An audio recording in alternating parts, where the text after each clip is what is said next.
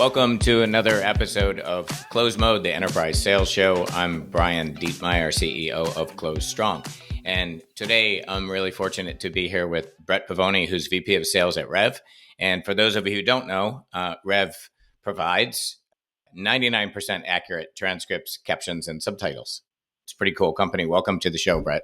Thanks for having me, Brian. Excited to chat with you today. Yeah, we were chatting last week, and you brought up something that I really like and kind of drives me crazy, and it was like check-ins of us to reps on deals, and then to customers checking in on deals, and I did a little work on the subject and was reading this blog where they were talking about like the car ride where the kids are like, "Are we there yet? Are we there yet?" And I feel like there's a lot of that happens. So, and I also stumbled, I don't know, Brett, if you've heard about this, but I stumbled on this article about intelligent repetition. Is it well thought out?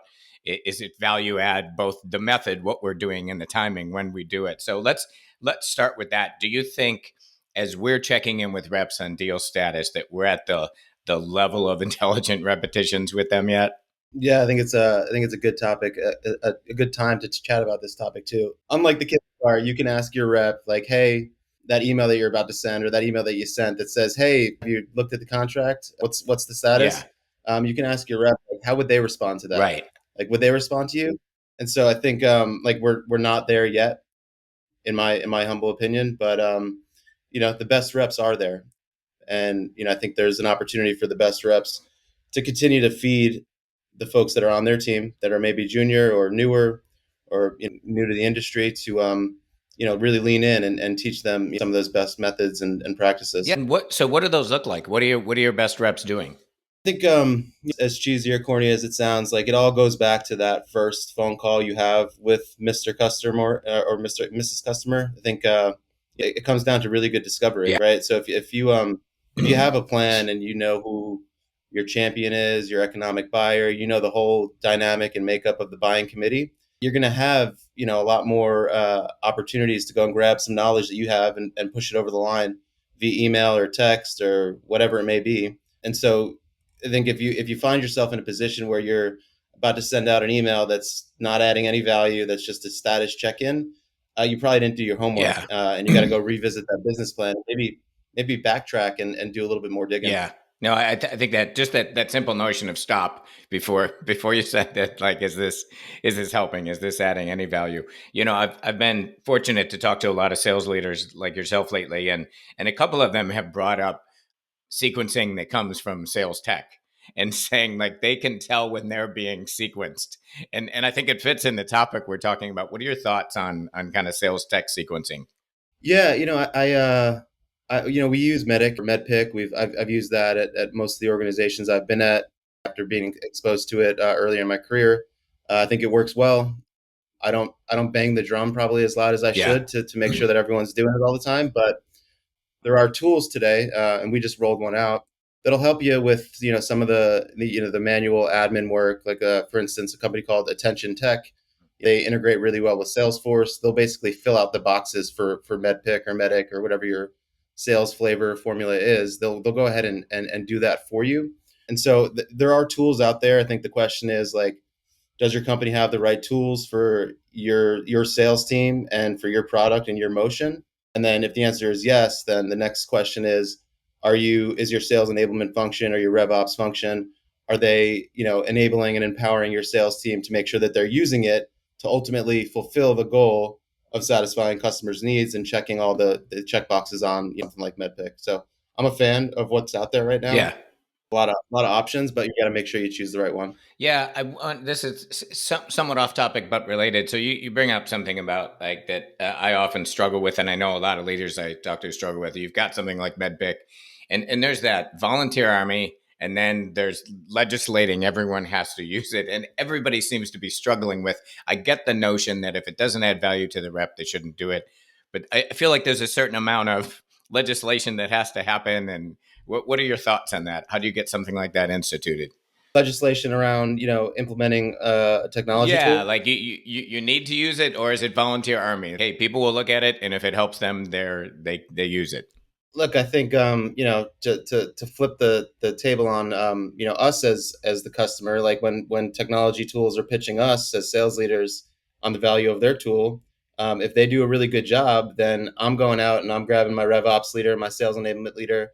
I'm getting that value, and they're driving home like how it's going to change our organization Yeah. ultimately for the good for buying this thing, and it should be a needs mandate. I really believe that. And if folks aren't using it, then they better be at 200% of their number, Right. or else they don't really have a good excuse not to use something that's been implemented to help them hit their number. So with legislation, there I think Zoom trainings with like the SE at the technology company, those have gone really well. Creating Slack channels with the support reps at these companies just to have like questions on the fly if things aren't working, or a rep has a question. That's where I'm seeing like full adoption Yeah. and really good implementation is like just open comms. And there's no reason why we shouldn't have that with Slack and all the things we have today. Yeah, because I feel like some of the tools, they drive this. Are we there yet? Are we there yet? Because they're scanning and they're looking for actions and looking for tasks, and then pushing out to the reps to go, hey, it's time to do whatever. But yeah, I just back to that idea of stop before you send that out. Yeah, especially because it's going to be repetitive. What are you adding any value whatsoever? And I think you're right. If you go all the way back to discovery, and look at the needs of the different buyers, yeah, you've got to find a way to add some value. How about the reverse? I feel like a lot of us do the same with reps, right? Where we're checking in with them about the status, like we sort of get it from on high, like, hey, what's happening with these deals, and then it rolls downhill. And do you think the same thing occurs, that where we're just doing repetitions that aren't intelligent with reps on deal status? Sure.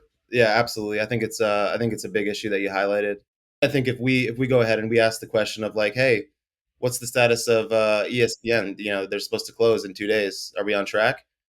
That rep for the most of the time will turn around and be like, let me get back to you. I think you're on track, and then they'll shoot the same message that you just communicated to them out to their contact, Right. right? So I think what we need to do as sales leaders is really instill confidence in them, and not Yeah. fear, and lend a hand, like lend some support. Maybe there's some executive outreach that can help to ensure that deal closes, or to cover up any blind spots. So I think it's a good call out, like that is still happening. But to the extent everyone can kind of think a little bit more before they ask that question, just like the rep to the customer, I think every sales org will be in a better Yeah, spot. it strikes me, and this is relatively obvious, but that's kind of the root cause, right? If we start with a non-value added check-in, then it's going to kind of roll downhill. So I feel like, yeah, root cause. If we do a better job of checking in and saying, how do we help? What data do we need? What insight do we need for the customer? Then that's going to flow. For sure. That's a heavy topic for me, because I've seen it on both sides. I've seen sales leaders do a really good job of supporting and asking the right leading question to get to the right deal status or forecast. I've seen it the other way.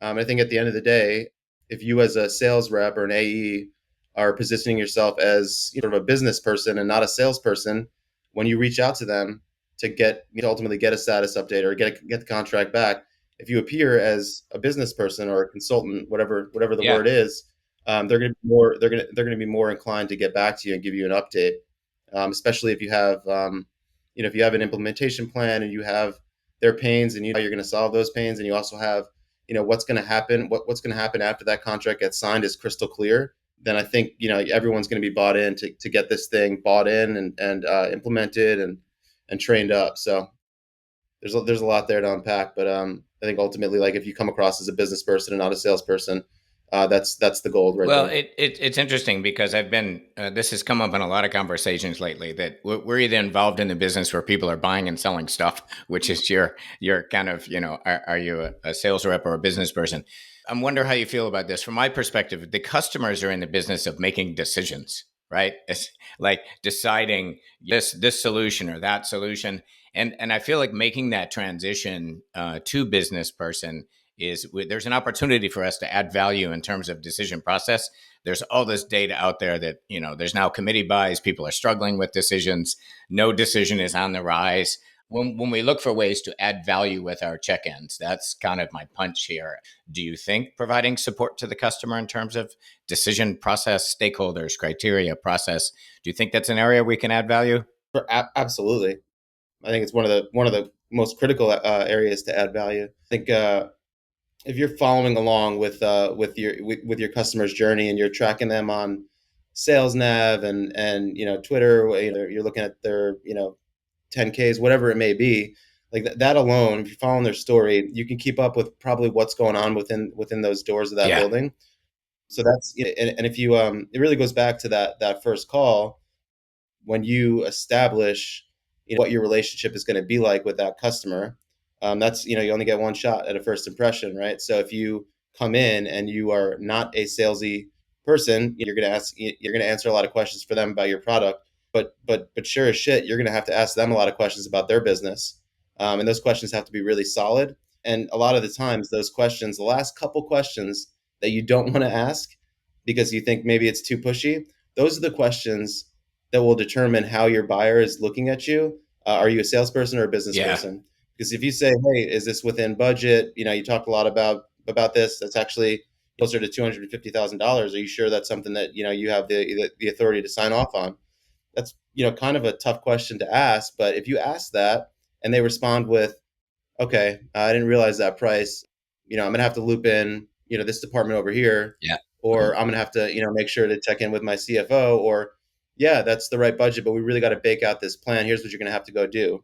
That now you're starting to talk about understanding the buying committee and the real pain and the use Yeah. case. It's amazing to me how many folks are struggling with discovery still, right? And coming, and it really, you're right, it really does come down to value add, very maybe prescriptive, sort of dialed in questions. The old sort of what's keeping you awake at night, what's on your plate. It's like the customer already knows that, and all they're doing is spouting back to you what they already know. But yeah, I think the more aggressive, helpful questions for sure.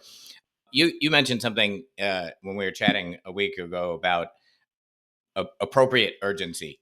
And I think that's, again, from us to the rep. When are we going to dog them? And from the rep to the customer. I like that idea. What does that mean to you? I think Brian, I think we're developing a theme here with everything going back to that first Yeah. call, right? When you're establishing the timeline really for your product, do you know what the incumbent software is or technology or tool is? Do you fully understand the pains that they're having?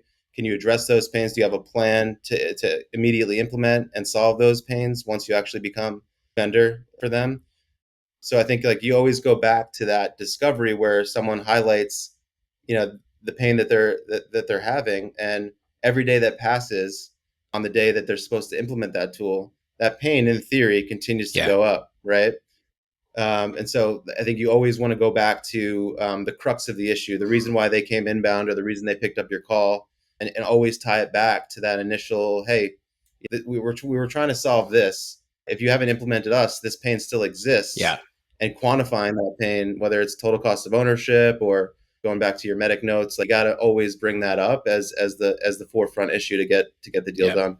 Yeah, this is I'm just really glad to talk about it because I think it's something we all do kind of from the hip, this dog the rep, dog the customer. And it's kind of the first time that I've really had this discussion with somebody about let's really think this through and let's go back to the beginning and be very thoughtful about what we're doing and how the reps reacting to it. So yeah, hopefully I hope folks that listen, for me it's just the awareness even in my own organization to say, okay, what am I doing when I check in and what are they doing when they check in? And I think there's a real opportunity to rethink this. For sure there is. Cool. This is great. I really appreciate your time. You've been generous with your time and your ideas, and I think this is, like I said, it's a hot subject that I think people need to pay attention to, so I appreciate it. Thank you. Of course, it's early in my quarter now, so happy to share as much time with you now as opposed to March 31st. So I'll keep hopefully you guys. I'll keep that in mind if we do it again. Yeah, that totally makes sense. Totally appreciate it. And as you said, it is Friday, so have a wonderful weekend. Thanks, Brian. Appreciate your time.